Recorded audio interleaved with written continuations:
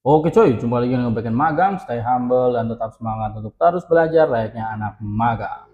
Dan seperti biasa ya, sebelum kita mulai saya ucapin terima kasih terlebih dahulu buat semua teman-teman yang udah support Bagian Magang sejauh ini dengan subscribe, like, dan share. Dan tentunya saya harap juga lagi pada nonton itu sehat-sehat terus dan lancar-lancar terus karirnya. Oke, ya jadi ini kali ini saya lagi nggak di studio lagi di toko ya guys, biasa jaga kopi. Dan ini americano, lagi belajar minum americano guys. Oke, jadi kali ini kita bakal bahas tentang ya intinya beyond coding lah, tantangan desain sistem di era sekarang ini di dunia nyata gitu kan.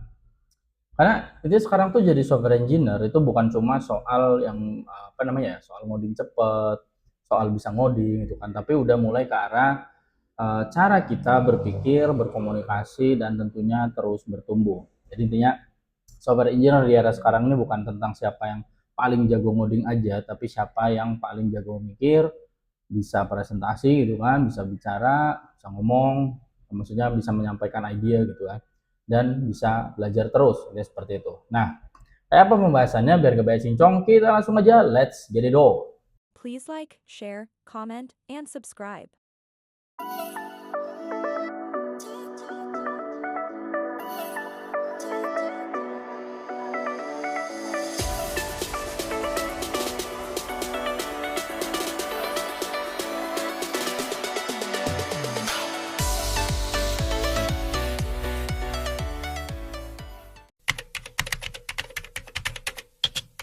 Nah, intinya sih seperti saya bilang tadi gitu kan, software engineer itu udah bukan lagi tukang ngoding aja gitu di era sekarang ini gitu loh. Jadi nggak cukup dengan cuma bisa ngoding, bahkan selevel intern pun gitu yang baru masuk buat magang itu banyak banget di perusahaan-perusahaan sekarang itu udah dituntut mikir kayak arsitek gitu loh.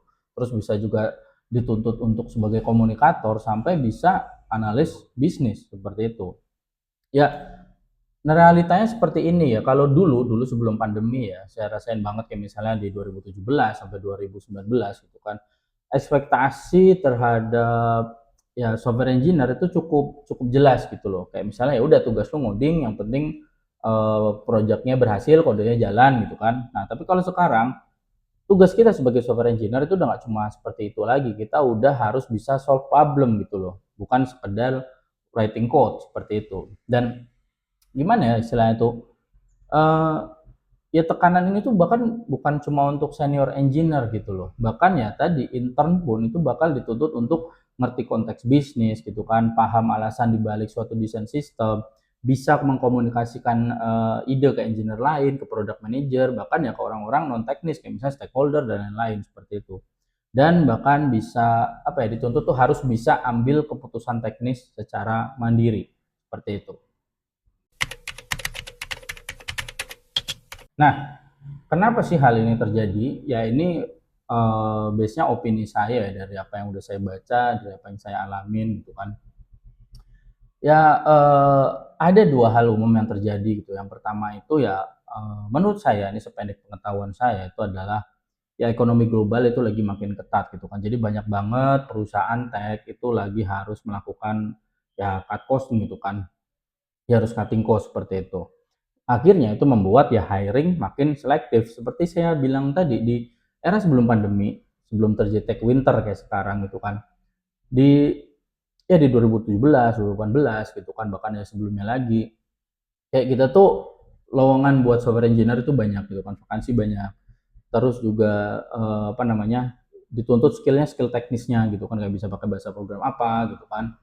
Dan ya itu tadi ya, karena lowongannya banyak terus demand-nya tinggi, bahkan harga pun bersaing gitu loh. Nah, kalau sekarang ya seperti yang saya bilang barusan gitu kan, perusahaan udah banyak yang lagi cutting cost gitu kan, terus hiring jadi makin selektif gitu kan, ya akhirnya gini, peran satu orang tuh jadi harus bisa mencakup banyak hal seperti itu. Jadi nggak cukup bisa build aplikasi, tapi harus bisa berpikir, ambil keputusan, dan komunikasi seperti itu.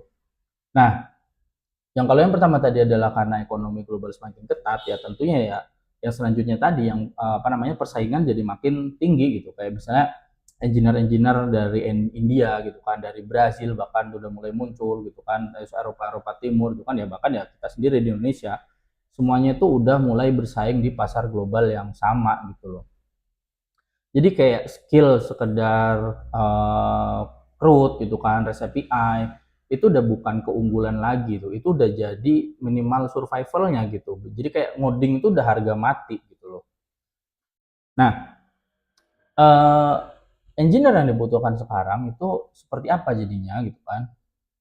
Nah, kalau dari sependek pengetahuan saya lagi ya, minimal sekarang seorang engineer itu dia tuh harus bisa mikir. Kayak misalnya, kenapa sih fitur ini penting gitu? Kenapa fitur ini harus ada? Atau gimana paling tidak high level desainnya sebuah sistem ini harus dibuat seperti itu. Terus bisa ngegambarin bagaimana sistem itu terbentuk dengan arsitektur ya tadi ya, misalnya dengan high level desain minimal gitu. Jadi kayak misalnya dalam kasusnya nanti kalau scale-nya naik 10 kali gitu kan, apa nih yang harus diubah. Nah itu bahkan sampai ke tahap seperti itu gitu. Dan tentunya itu ini yang agak susah gini, apalagi buat kayak misalnya kebiasa jadi back end engineer gitu di balik layar kayak saya gitu kan, bisa ngobrol itu udah jadi tuntutan juga. Kayak misalnya kenapa sih ini harus pakai Kafka gitu, kenapa sih ini harus pakai Redis gitu, itu harus bisa diobrolin dengan detail, dengan jelas, tapi dengan bahasa yang sederhana seperti itu. Dan yang tentunya yang paling penting ya, ini sependek pengetahuan saya lagi dan ini menurut opini saya, yaitu adalah bisa ngasih trade off. Ini yang penting banget. Jadi kayak misalnya desain ini tuh lebih scalable tapi latensinya lebih tinggi. Nah, ini gimana? Intinya seperti itu. Jadi harus bisa ya mendiskusikan trade off-nya seperti apa. Nah, yang jadi masalahnya itu adalah nggak semua engineer itu siap dengan tuntutan ini gitu loh. Terutama ya karena sistem desain tadi. Karena ya itu ya sayangnya nggak ada kayak gini tuh nggak ada pelajaran formalnya gitu.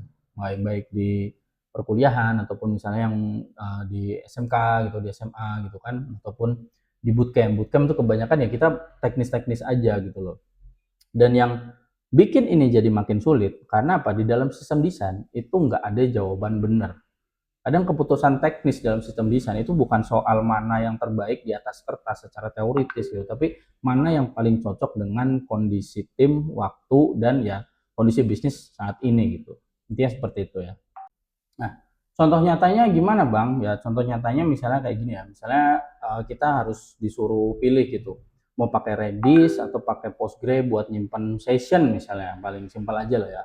Nah, di atas kertas ya Redis ini lebih cepat. Ada tapinya tapi kan ya. Tapi Redis nggak durable tanpa konfigurasi yang ekstra gitu kan. Terus misalnya timnya masih banyak yang belum ngerti pakai Redis gitu kan. Terus budget cloud buat Redis lumayan mahal misalnya untuk kasus perusahaannya gitu kan. Terus misalnya latensi itu nggak jadi masalah besar di sistem yang lagi kita bikin itu kan ya. Jadi berarti Postgre bisa jadi pilihan yang lebih masuk akal seperti itu. Nah, ini yang disebut sebagai trade off thinking tadi gitu ya. Nah, terkait tantangan di desain sistem tadi ya, seperti saya bilang sekarang itu seorang software engineer tuh nggak cuma dituntut jago ngoding ya, jago develop aplikasinya, tapi juga harus bisa mengemukakan tentang desainnya gitu loh. Jadi yang jadi tantangan di desain sistem itu kan ya teori dan kenyataan itu bisa sangat-sangat beda jauh gitu loh. Karena desain sistem itu bukan soal cari jawaban terbaik yang ada di buku ataupun ada di teoritis gitu kan, tapi jawaban yang paling cocok ya seperti yang tadi saya udah singgung gitu ya, cocok dengan real world-nya gitu loh. Nah, realitanya di lapangan seperti apa? Banyak dari kita tuh belajar sistem desain gitu kan tuh dari buku ataupun dari video gitu kan, kayak misalnya oh microservice versus monolithic gitu kan, terus tentang horizontal scaling gitu kan, terus event arsitektur gitu, terus sketch strategi dan lain-lain. Tapi begitu masuk ke dunia nyata semua itu jadi relatif gitu loh. Jadi setiap pilihan arsitektur tuh punya biaya, punya konsekuensi, dan ya ada komprominya sendiri-sendiri gitu kan. Dan ya, kita kembali diskusi tentang ini ya, tentang trade off ya. Misalnya kayak gini. Jadi, ya saya ada beberapa contoh tentang trade off yang pasti dihadapin gitu kan. Kayak misalnya gini, pengen scalable gitu kan. Nah, kalau pengen scalable berarti kan kita harus siap-siap dengan kompleksitas yang makin naik seperti itu. Jadi kayak misalnya tambah queue, tambah service, tambah observability ya susah kan bahasa Inggrisnya ya. Ya tadi ya tambah queue, tambah service, tambah observability itu kan, terus ya debugging errornya berarti makin susah gitu kan, dan ya waktu developmentnya bisa relatif lebih lama gitu, bahkan cenderung lebih lama gitu kan. Terus kayak misalnya kalau kita pengen apa namanya, sistemnya tuh simple gitu ya, ini mungkin malah jadi nggak apa namanya, nggak fleksibel gitu loh untuk kebutuhan di masa depan. Jadi misalnya gini ya, satu perubahan kecil itu bisa butuh refactor banyak hal gitu. Terus susah juga dibagi ke tim yang besar. Dia seperti itulah kalau kita trade off-nya di pengen sistemnya itu simple gitu kan. Dan misalnya lagi gini, kalau pengen sistemnya tuh real time gitu ya, berarti kita harus siap-siap berhadapan dengan ya latensi dan reliability problem gitu loh. Jadi data belum bisa konsisten ya, belum tentu bisa konsisten gitu kan. Kita harus apa istilahnya itu nerapin yang ya konsistensinya itu bisa terjadi nanti seperti itu. Jadi intinya gitu, kalau kita ingin real time berarti kan data belum tentu konsisten. Terus kita juga bakal hadapin ya error kecil itu bisa langsung kelihatan sama user gitu kan. Terus kalau di bagian testing ya, testing dan monitoring ya jadi lebih rumit itu ketika kita trade off-nya ke arah sistem yang real time seperti itu. Dan ya eh, analoginya seperti inilah ya. Jadi desain sistem itu kayak kita tuh masak buat 100 orang gitu loh. Kelihatannya simpel, kelihatannya sederhana. Ya udah tinggal masak lebih banyak aja kan gitu kan. Tapi kenyataannya ada misalnya yang alergi seafood, ada yang dia cuma vegetarian, ada yang nggak bisa makan pedas gitu. Terus ada yang udah lapar banget tapi nggak apa udah nggak sabar gitu kan. Dan anu apa kita tuh misalnya cuma punya 2 sampai 3 kompor aja tuh, terus butuh waktu 2 sampai 3 jam doang jadi kasih waktunya gitu kan. Ya artinya kita nggak bisa bikin makanan sempurna buat semua orang deh seperti itu. Tapi kita bisa bikin sistem yang cukup baik untuk kebutuhan yang paling kritikal gitu dan punya jalur darurat kalau ada masalah. Intinya seperti itu. Ya contoh kasus nyatanya lagi ya, misal kayak mau bikin chat sistem yang real time gitu. Ya kita bisa gunakan WebSocket biar cepat gitu misalkan ya tapi berarti klien bisa ya disconnect kapan aja gitu kan, harus ada fallback ke polling gitu kan, dan bagaimana kalau 10.000 user tuh online langsung gitu kan, online sekaligus gitu kan. Nah sekarang berarti kita harus mulai mikir nih, perlu load balancer nggak ya gitu kan, butuh Redis ataupun PubSub nggak ya, itu perlu cluster WebSocket nggak ya, terus bagaimana handle reconnect-nya ya gitu kan ya. Jadinya masalah teknis tuh jadi masalah arsitektur gitu, lalu merembet ke tim DevOps juga gitu, bahkan ke security sampai ya ke cost budgeting. Jadi seperti itu. Dan realita tersulitnya itu ya nggak ada solusi yang benar gitu, nggak ada solusi yang benar. Yang ada itu adalah solusi dengan trade off yang bisa diterima dan bisa ditanggung saat ini. Jadi seperti itu. Jadi uh, mindset penting menurut pengalaman saya gitu ya, jangan terlalu cepat ngejar desain ideal karena ideal itu mahal banget ya. Terus ya fokus ke kebutuhan real dari bisnis dan usernya gitu kan. Terus mulai dari desain yang cukup baik, good enough itu, lalu evolve seiring waktu, atau ya biasanya kita tuh ngejar MVP-nya dulu seperti itu. Dan yang penting mudah diperbaikin ketika gagal gitu. Jadi bukan sempurna di hari pertama. Intinya sih seperti itu. Nah, contoh nyata yang misalnya umum dihadapin ya, bahkan saya sendiri kalau disimpulkan pernah menghadapi seperti ini juga loh, kurang lebihnya. Jadi misalnya kasus nyata masalah repetitif di microservices misalnya. Jadi masalah awal di sistem microservices yang dibuat gitu kan, setiap service butuh middleware autentikasi, butuh logging standar, terus inject trace ID gitu kan buat distributed tracing gitu kan. Nah, solusi pertama yang dilakukan biasanya untuk supaya bisa ngejar MVP, ngejar release dulu, ngejar ya cepet lah gitu kan, uh, kita kopas semua kode autentikasi dan loggingnya itu ke setiap service gitu kan. Toh kerjanya sama gitu kan, dan ya projectnya jalan gitu loh. Nah tapi setelah lebih dari 3 service dibuat, itu mulai terasa tuh dampaknya tuh. Satu update kecil ya, setiap ada update kecil di satu middleware itu harus update di semua service. Ada bug di logging harus dicek di 5 repo berbeda. Ada library external update, semua service harus disesuaikan manual. Jadi konsistensi itu jadi mimpi buruk lah. Jadi seperti itu. Nah, solusi akhirnya misalnya jadinya kita tuh buat internal library gitu sama share middleware. Nah, akhirnya tuh kita buat gitu kan, kayak misalnya ada out library gitu kan. Jadi library internal buat autentikasi. Terus ada log kit-nya, jadi logging utility yang inject trace ID-nya gitu kan. Terus ada misalnya ya kayak middleware core gitu kan, reusable middleware untuk misalnya kalau digolang ya kayak Gin, Echo, Fiber gitu kan. Nah, kemudian semua service itu ya import dari library yang ini tadi gitu kan, jadi nggak lagi kopas manual dan versinya dikontrol lewat CI/CD. Nah, di sini yang jadi pelajaran berharganya adalah ya trial dan error itu bagian dari proses gitu loh. Solusi terbaik nggak datang di awal, tapi setelah merasakan sendiri ya pahit-pahitnya gitu lah. Dan observability gitu ya, observability aja susah banget bahasa Inggrisnya ya.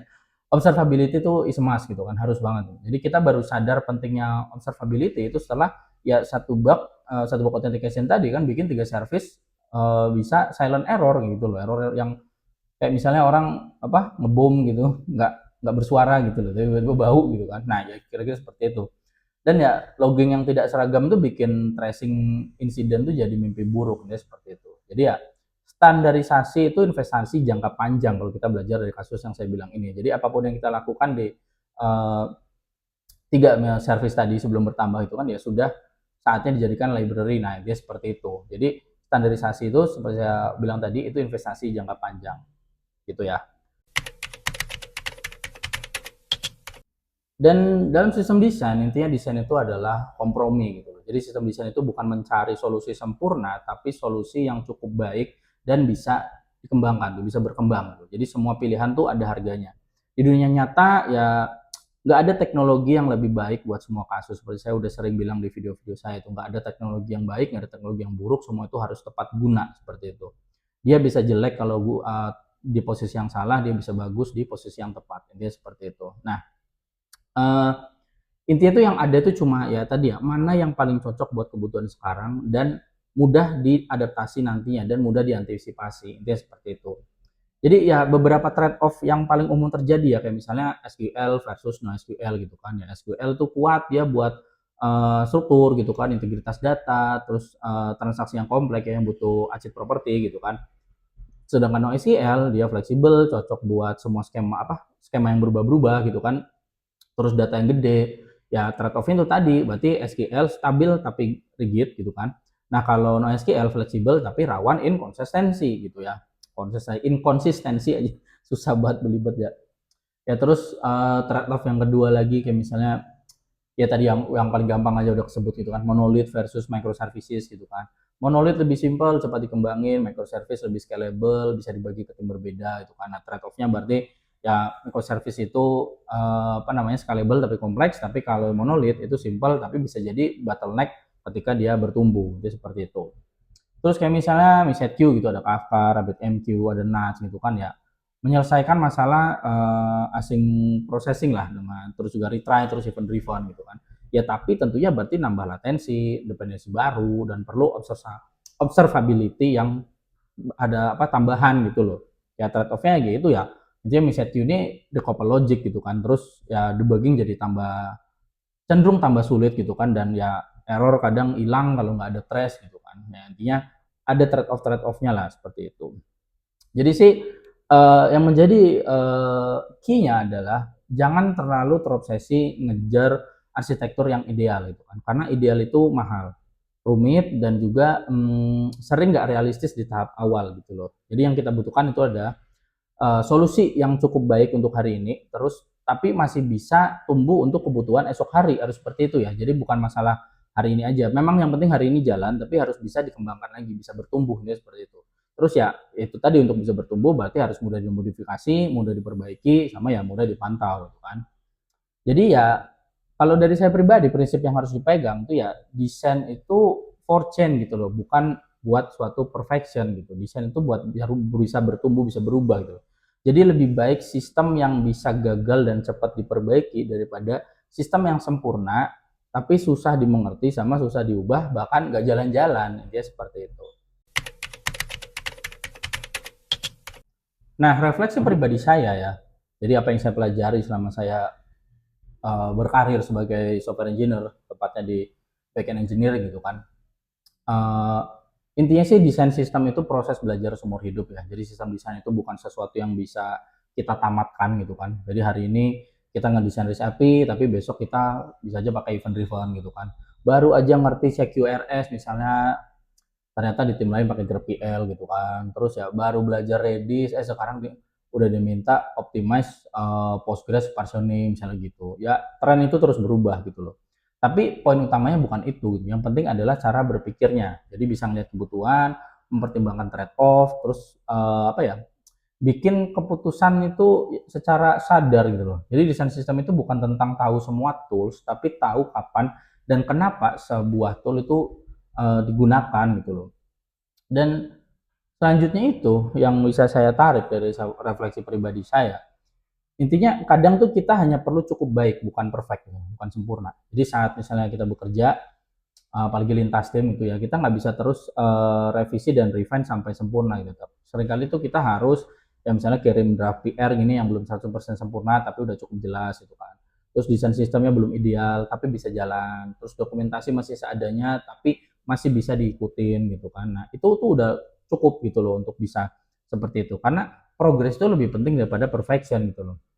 Kadang cukup baik, yang konsisten itu lebih berguna daripada sempurna yang nggak pernah selesai. Nah, kenapa sih saya bilang ini jadi tuntutan di dunia nyata? Ya seperti yang tadi udah dibahas di awal, sekarang itu software engineer tuntutannya udah macam-macam gitu, terutama ya ke arah sini.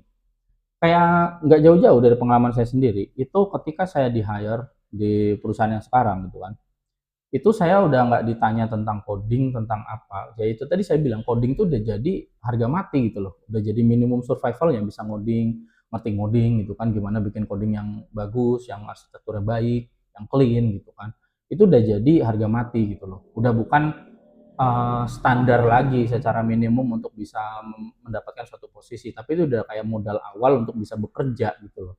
Nah, tapi dengan pengalaman saya yang udah di berbagai industri gitu kan, baik di fintech, di B2B e-commerce gitu kan, di media gitu. Nah, di situ tuh uh, yang saya ambil adalah bagaimana suatu sistem itu terbentuk gitu loh. Gimana tools-tools yang dipakai apa aja gitu kan, kapan dipakainya. Nah, ketika saya di hire di perusahaan yang sekarang, itu seperti saya bilang tadi, saya udah nggak ditanyakan tentang masalah teknis coding. Tapi waktu itu saya cuma diminta adalah dari CEO-nya itu dia menunjukkan kalau mereka tuh bakal bikin produk seperti ini, gitu, misalnya seperti itu, seperti apa. Dia mau bikin produk lah. Nah, saat dia mau bikin produk itu, dia langsung tanya, ini bisa nggak? Ini possible nggak? Gimana caranya? Ya dia langsung menanyakan ke arah situ, ya saya langsung jawab bagaimana arsitekturnya seperti itu kayak dari sisi hard levelnya aja gitu kan. Tapi ya itu nunjukin kapabilitas saya buat produk ini tuh mungkin untuk dikembangkan seperti itu. Nah, itu tadi poinnya gitu kan. Kenapa sekarang tuh sistem desain tuh jadi tantangan banget di dunia nyata gitu. Karena di era yang sekarang itu udah beda banget sama era sebelum pandemi gitu, dimana ya kita udah dituntut buat ngoding aja. Ya kalau sekarang kita dituntut bisa mengumumkan ID, kayak tadi kan saya mengumumkan ID untuk pengembangan sistem ya, kayak servis apa yang dibuat, terus apa yang dipakai, gimana cara koneksinya gitu kan, terus trade off-nya apa aja. Nah, seperti itu. Jadi ya intinya eh, ya desain sistem ini adalah sesuatu yang membuat saya sadar satu hal penting gitu. Jadi intinya software engineer itu bukan tentang siapa yang paling jago ngoding lagi ya, terutama di area sekarang ini, tapi siapa yang bisa berpikir jernih, berkomunikasi dengan jelas, dan terus belajar.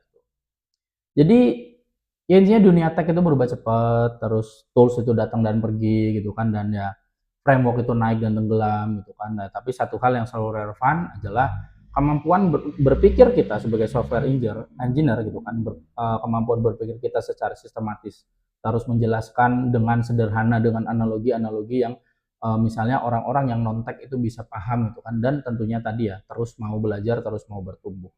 Jadi itulah tantangan di dunia software engineering sekarang gitu ya. Jadi ya kira-kira gitu aja dari saya. Mudah-mudahan ini insya Allah bermanfaat buat teman-teman, terutama yang lagi mau naik karirnya gitu kan. Jadi mulailah rajin untuk melakukan sistem desain gitu, baik dari nonton, baik itu mempraktekkan gitu kan, baik itu mengarang-arang aja suatu aplikasi, suatu sistem itu harus seperti apa toolsnya, bagaimana handle spike-nya gitu kan, dan ya itu juga udah banyak saya bahas di video-video saya sebelumnya ya, teman-teman bisa belajar dari situ ya, insya Allah itu bisa membantu teman-teman buat tingkatin karir gitu ya. Jadi ya pokoknya support terus bikin magang dengan subscribe, like, dan share, dan ya tentunya jangan lupa share ya, karena siapa tahu ya ada teman-temannya kita yang lagi belajar hal tertentu atau lagi dalam kendala tertentu yang insya Allah bisa terbantu dari video-video yang saya buat. Dan tentunya dengan support dari teman-teman, Backend Magang akan semakin semangat buat bikin video-video seperti ini. Oke, jadi itu aja. Terima kasih. Sekian dari saya. Salam Backend Magang.